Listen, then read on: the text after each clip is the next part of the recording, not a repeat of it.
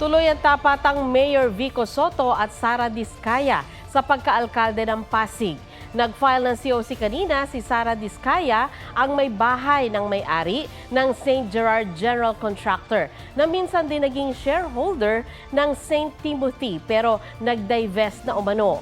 Ang St. Timothy ay partner sana ng Miro System sa pag-supply ng vote counting machines sa COMELEC pero nag-withdraw kamakailan.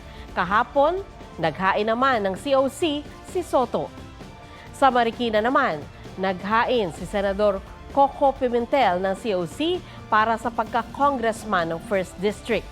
Inimbitahan daw siya ng kampo ni incumbent Mayor Marcy Teodoro.